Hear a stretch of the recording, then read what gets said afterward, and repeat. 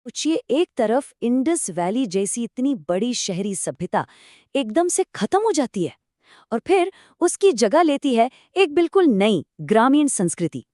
तो आज की इस पड़ताल में हम इसी संस्कृति मतलब वैदिक सभ्यता की जड़ों तक पहुंचने की कोशिश करेंगे।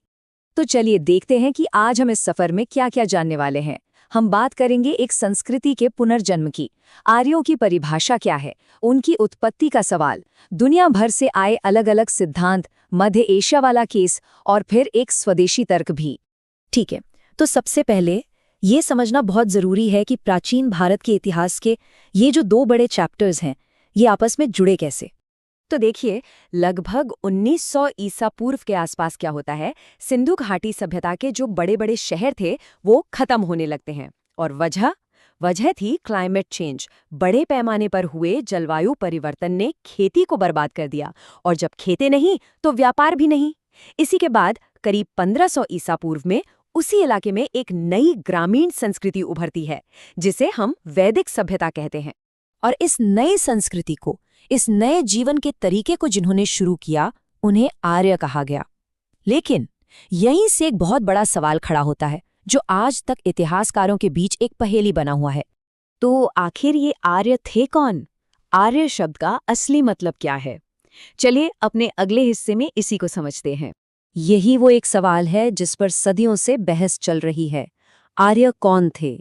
देखिए, सबसे पहली और सबसे जरूरी बात जो हमें समझनी है वो ये है कि आर्य शब्द का किसी नस्ल या रेस से कोई लेना देना नहीं है। ये एक भाषाई टर्म है, एक लिंग्विस्टिक टर्म। संस्कृत में इसका मतलब होता है श्रेष्ठ, उत्तम या कोई कुलीन व्यक्ति। तो मतलब साफ है, जब हम आर्यों की बात कर रहे हैं तो हम किसी खास नस्ल की नहीं बल्कि एक भाषा बोलने वाले समूह की बात कर रहे हैं।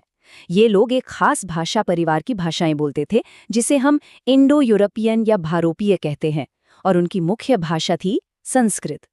एक और दिलचस्प बात यह है कि कुछ लोग मानते हैं कि ये शब्द अर से आया है, जिसका मतलब है जो कुछ पैदा करने में सक्षम हो। अच्छा, तो हमें इन शुरुआती आर्यों के बारे में पता कहाँ से चलता है? हमारी जानकारी का जो सबसे बड़ा प्राइमरी सोर्स है वो है उनका पवित्र ग्रंथ ऋग्वेद।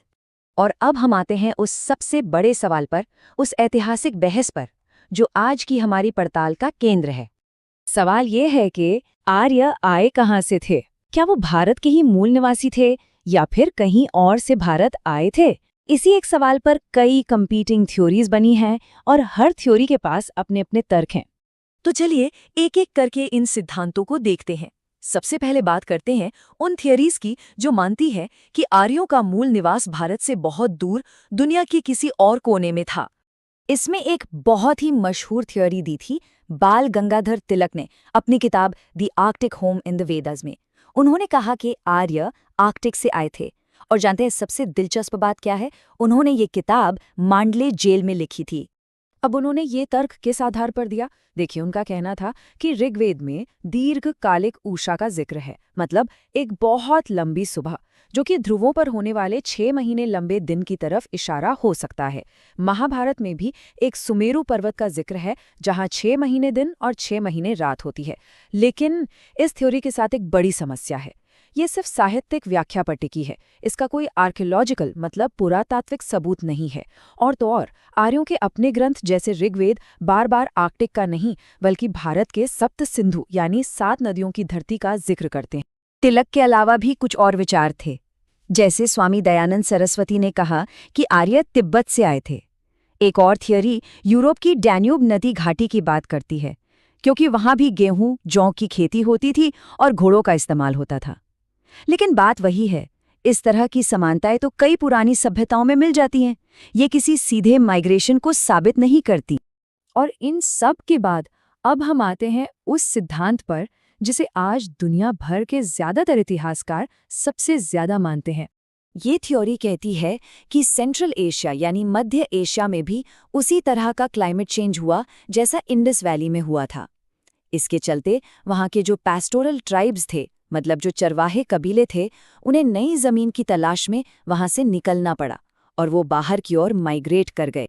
और इस थियरी के सबसे बड़े समर्थक थे जर्मन स्कॉलर मैक्स मुलर। अब सवाल ये है कि इस थियरी का सबसे बड़ा सबूत क्या है? वो है बोगज़ शिलालेख। ये आज के तुर्की में मिला एक करीब 1400 ईसा पूर्व का संधि पत्र है, दो कबीलों हित्ती और मितानी के बीच। और इस संधि में गवाह के तौर पर जिन देवताओं के नाम लिखे हैं वो आपको हैरान कर देंगे। इंद्र, वरुण, मित्र, नासत्य, ये बिल्कुल वही देवता हैं जिनका जिक्र ऋग्वेद में मिलता है। तो देखिए तस्वीर कैसे साफ हो रही है। एक तरफ बोगोस को इस शिलालेख में वही देवता है, दूसरी तरफ ईरान का जो प्राचीन ग्रंथ है ज़ेंद अवेस्ता, उसकी भाषा और कई बातें ऋग्वेद से बहुत मिलती जुलती हैं। तो ये सारे सबूत एक लॉजिकल राउट की तरफ इशारा करते हैं कि लोग मध्य एशिया से चले, ईरान से होते हुए भारत के सप्त सिंधु क्षेत्र में पहुंचे। लेकिन कहानी यहाँ खत्म नहीं होती। एक और थ्योरी है जो इस पूरी कहानी को 180 डिग्री घुमा देती है। तो अब हमारे सामने दो बिल्कुल अलग अलग कहानियां हैं। मध्य एशियाई थियोरी कहती है कि लोग मध्य एशिया से भारत आए, और दूसरी है स्वदेशी थियोरी, जिसे आउट ऑफ इंडिया थियोरी भी कहते हैं। ये कहती है कि लोग भारत से निकलकर दुनिया के बाकी हिस्सों में गए और अपनी संस्कृति और भाषा साथ ले गए। मतलब भारत डेस्टिनेशन नहीं, सोर्स था। इस थियोरी को मानने वाले कहते हैं कि प्राचीन भारत में किसी बड़े युद्ध के बाद यहाँ के विद्वान और ऋषि भारत छोड़कर मध्य एशिया और यूरोप चले गए और अपना ज्ञान फैलाया। वो भारत के राखीगढ़ी में मिले करीब 5000 साल पुराने कंकालों का भी हवाला देते हैं। लेकिन इस थियोरी के आलोचक एक बहुत ही मजबूत सवाल पूछते हैं।